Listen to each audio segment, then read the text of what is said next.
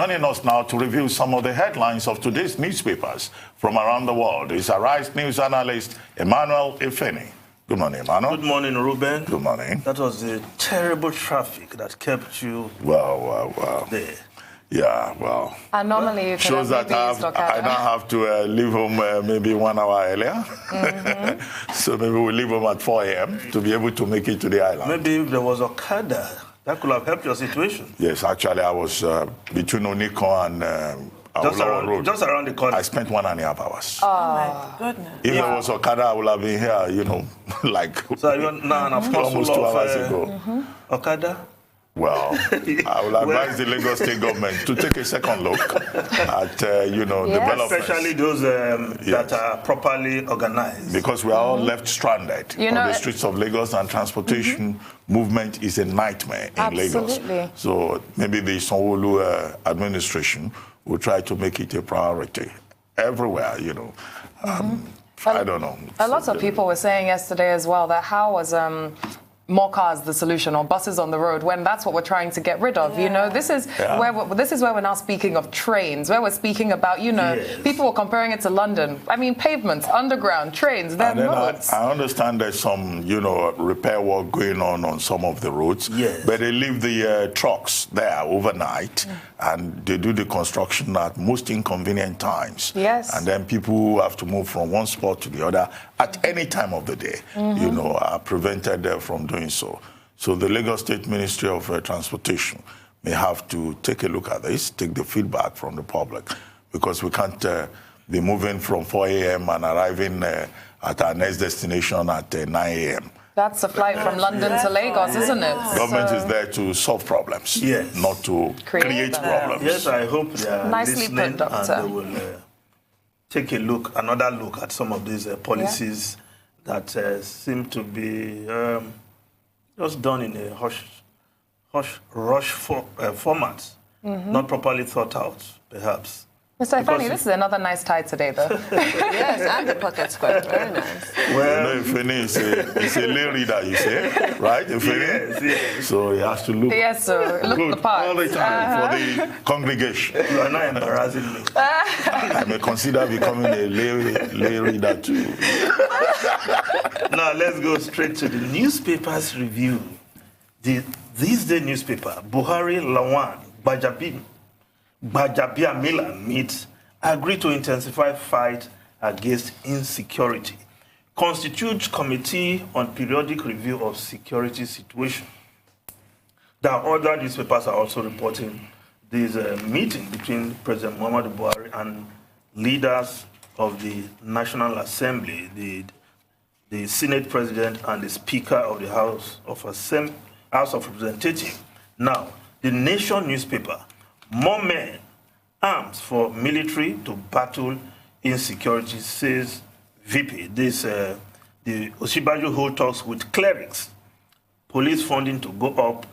Buhari meets Lawan, Gbajabiamila. Yes, the Christian leaders from the north met with the vice president yesterday, where he also gave them assurance on what the government is doing. Then the Punch newspaper also still on security. No, let's look at Vanguard newspaper. Insecurity, we have reached tipping point. Vanguard, Lawan tells Buhari, generally conveying the views of Nigerians and the feelings of members of the National Assembly, the Senate in this case, to the president, that we seem to have reached a tipping point when it comes to matter of insecurity. Generality of opinions that service chief should go. That's Gbajabiamila saying, as National Assembly Presidency set up committee. Now, the meeting yesterday, nothing new has really come out of that meeting. Perhaps in the days ahead, when they unfold whatever they plan to do.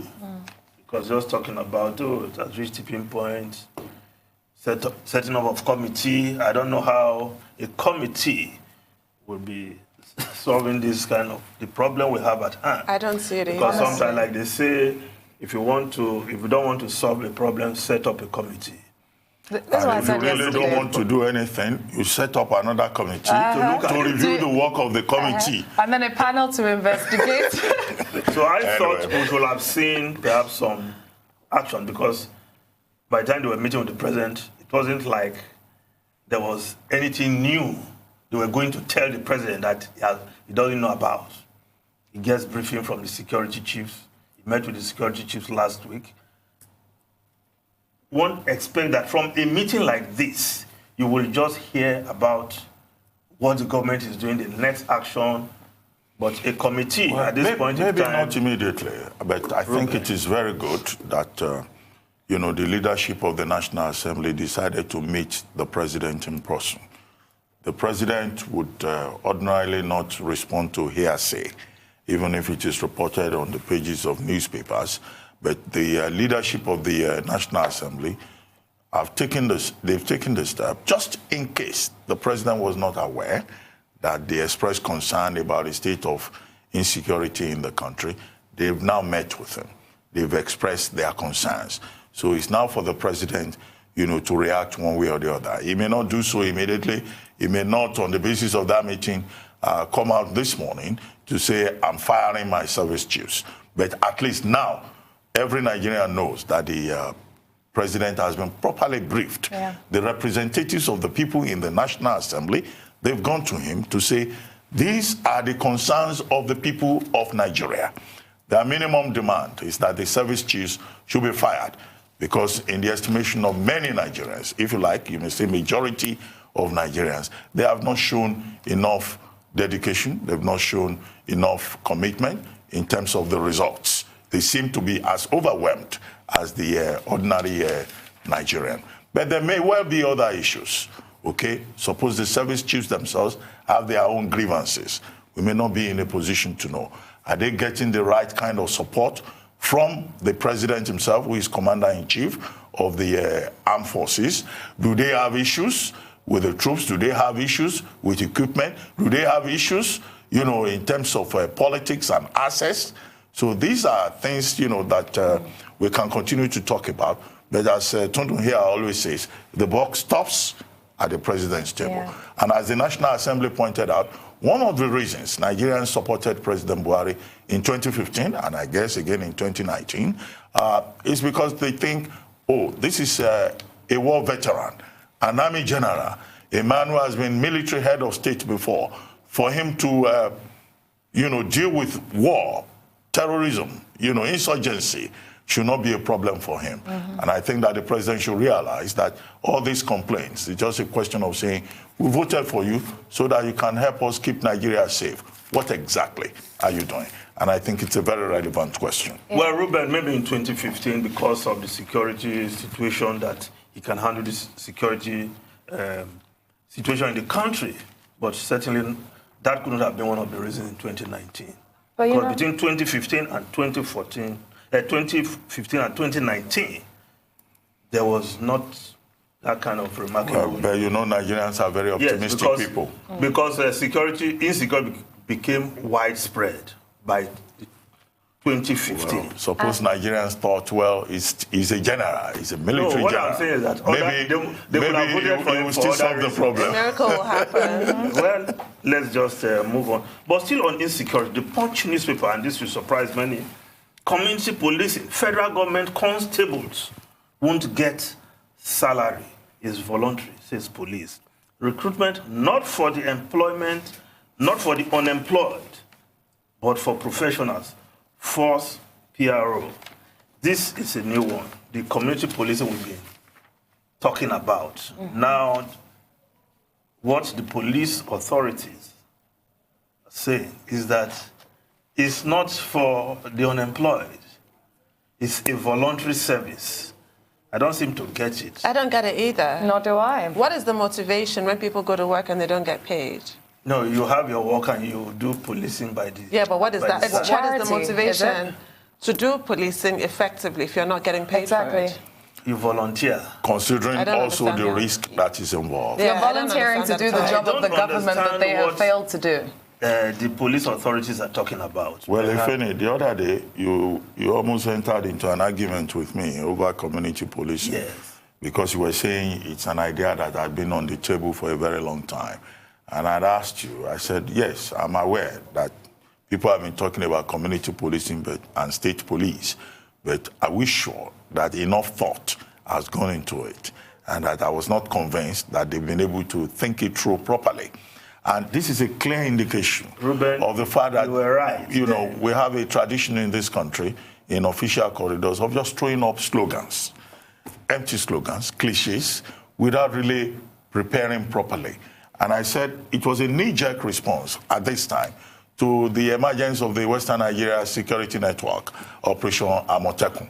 And what has just been proven is exactly that by this police PRO. In other places, in other countries, what is done sometimes is to call in, you know, a reserve army, yes, you know, retired persons, retired soldiers, retired security personnel, you know, who had known the job before, who had done the job before, yes, and who could come at a time of national crisis to provide support.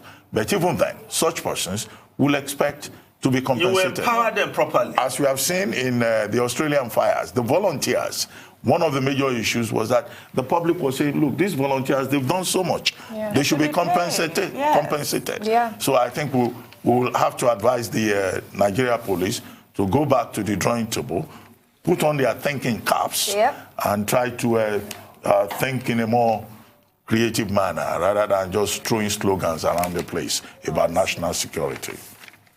Okay, let's move on to the Daily Independent newspaper. The lead story is still on insecurity. Buhari, National Assembly leadership discuss sack of service chiefs. We have reached a tipping point, Lawan, where the issue of the security chiefs and their tenure of office is overstayed by any standard, and they are the longest serving service chiefs.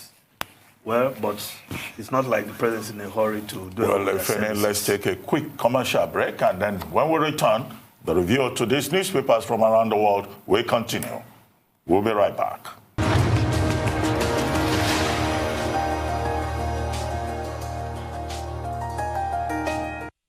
Come back to the morning show here on Arise News. Still with us is Arise News analyst Emmanuel Efeni, who has been reviewing today's newspapers from around the world. Emmanuel Efeni. Yes, we're on Daily Independent, where the lead story is Buhari, National Assembly leadership discuss sack of service chiefs.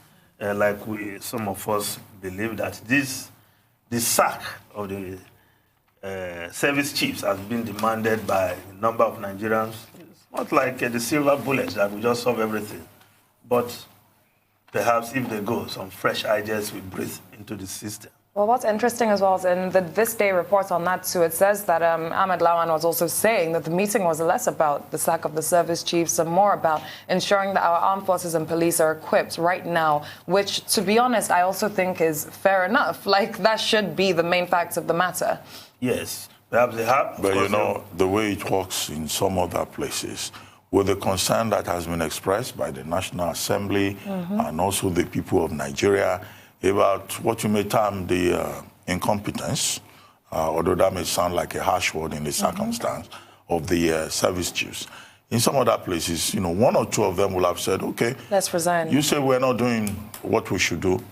I resign. I quit. Is that part of our culture? But here in Nigeria, you can scream from now till the end of the year. But they have said we did not appoint ourselves. Yeah, that's more like yeah, that's saying that they can't jump, they must be pushed. But no, you can always resign. Look at prime ministers in the UK and how many have decided to step down and resign because they couldn't fulfill what Theresa May, David Cameron. I mean, it's just the right thing to do. No one should have. We did not appoint ourselves. But please, those people who are saying we did not appoint ourselves, you know, let us point it out to them that the position that they occupy is not a chieftaincy position. It's not a traditional stool. Exactly. They are there to serve and to deliver. It's not a position where we can say we did not appoint ourselves. And if you fail to deliver. They put us here. It's not a coronation position. But if the commander-in-chief still has confidence in them, So all you are saying will just be bouncing off. While the entire nation has a vote of none? Well, they are thinking that they know things that we don't know. So they're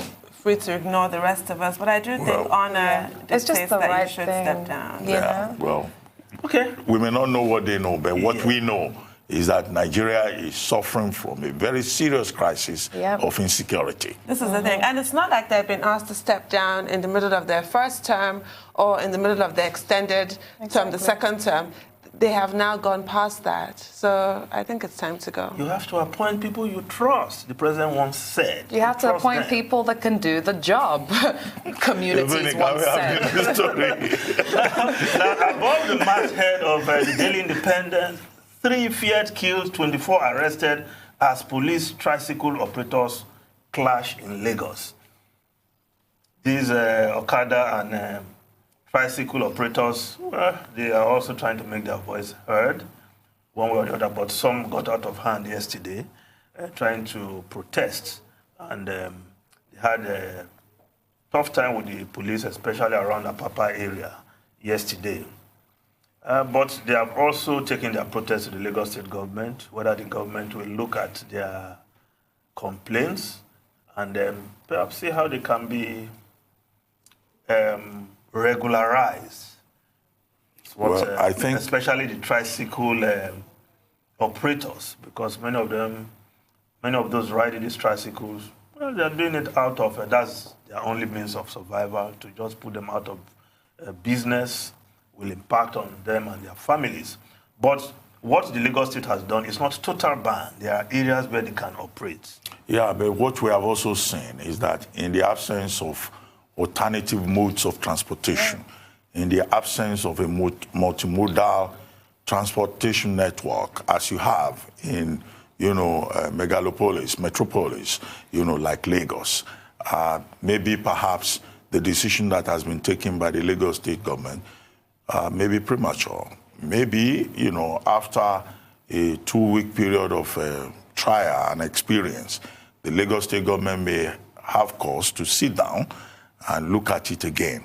Because what are we left with? What we're left with is, greater congestion on the road, lack of access to to some inaccessible parts of Lagos, and then pure chaos in the last 3 days or so, on the streets of Lagos, with implications for individual performance, for relationships, and also, I guess, for the economy. Yeah. If you just look outside there today, people who ordinarily have taken the motorcycle or take the tricycle, they are stuck in traffic. Yeah. And government is not helping matters. So let it not be that it's something that is cast in stone. And then, of course, this should not become an opportunity for the police to extort, people. Because these motorcyclists and tricyclists, I was reflecting on it, this is their only means of livelihood. Some of them get desperate in the evening. When they think that the police are not on the roads, they come out, just to earn a little to be able to survive the day. So a government that has not provided alternatives, or that has not created jobs, or that has not provided opportunities for these persons who have been disempowered, cannot really sustain this on a very long basis. But I'll assure you, before the 2023 election, the motorcycles and tricycles will be back on the streets. Did you overhear me talking to my driver? The government that wants a second term cannot do this. They can't do it. But Leila, you pointed my attention to a really interesting story with the FRSC. Do you remember? Now I'm trying to remember. You showed me the story that the FRSC is warning against overcrowding of cars. Yes, they're warning against the overcrowding of cars. And I'm looking at the situation like yesterday, so many people came out begging on social media for people to even do ride shares with them on Uber, Bolt, or any of these services to get to work because their prices had hiked by 3 times. So that's first of all. Secondly, where are the pavements for people to even walk on? A lot of people made the comparison to London. You cannot make that comparison. People can walk in London because there are roads to walk on. Talk less of pavements. Then, like Doctor said, modes of transportation, it's not there. You have to put those measures in before you take away livelihood. And if anyone thinks that this is going to move people out of Lagos, absolutely not. Those people came into Lagos looking for hope, and they are going to stay in Lagos and they're only going to resort to crime. at the end of the day. They're not going to go back to places of insurgency where they had no hope whatsoever. They're going to stay here and resort to our crime. governor has told them they're welcome in Ogun State. They are moving to other states. Our governor told them to come. Okada policy are state policy. Yes, but if we just look at...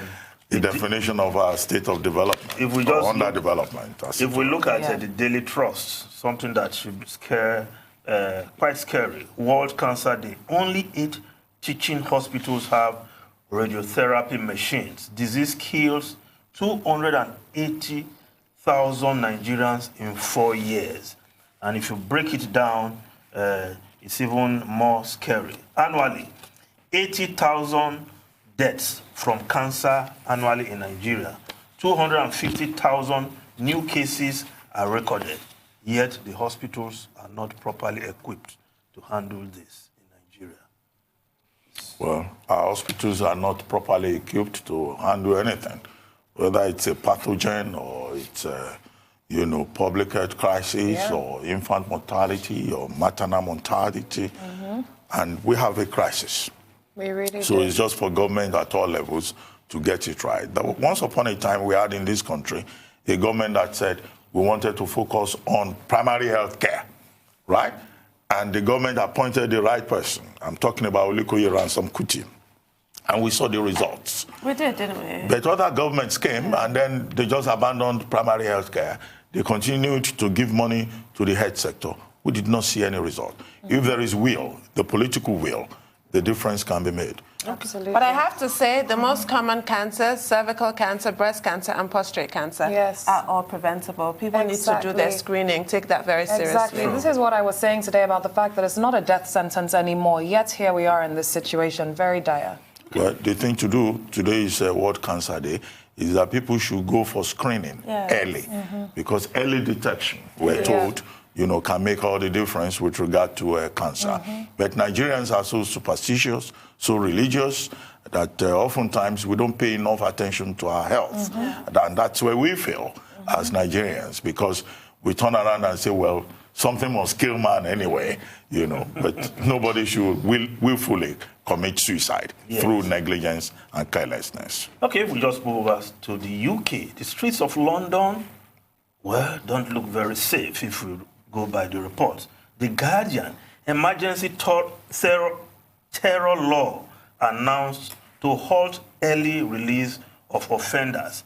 The young man who stabbed a number of persons. Sadesh Aman. Yes. The 20-year-old. 20-year-old Sadesh Aman was released, I think, a few weeks ago from prison because he was convicted on parole, having served half of his prison term. But immediately, they knew he was danger to the populace. And if you look at the Daily Mail newspaper, clearly it stated that he has always been a threat known by the authorities. Team of 20 were tailing terror maniac. You can see the young man as a baby and now as a grown-up youth there on the front page of the newspaper. He was convicted for having ISIS material and how to inflict harm on other human beings. This, for me, is relevant in view of the fact that in Nigeria we have the rehabilitation of Boko Haram terrorists. I don't think there's some people that are beyond redemption. Surely we need to admit this to ourselves. Look at this man. He was in prison. He came out of prison. He had to be under police surveillance. He was aware he was under police surveillance, and he still went on this stabbing spree. They can't help themselves. In fact, he just ran into a shop, stole a knife. Yes, and started he was being stabbing pursued by one of the shopkeepers, and he started stabbing. And so there's some people that are beyond redemption. You cannot rehabilitate certain people. Once they've been... When I hear about de-radicalization programs, I think in what universe? To what extent? Exactly. Far. I mean, science already proves. That's one of the reasons why visa restriction has been placed on Nigerians.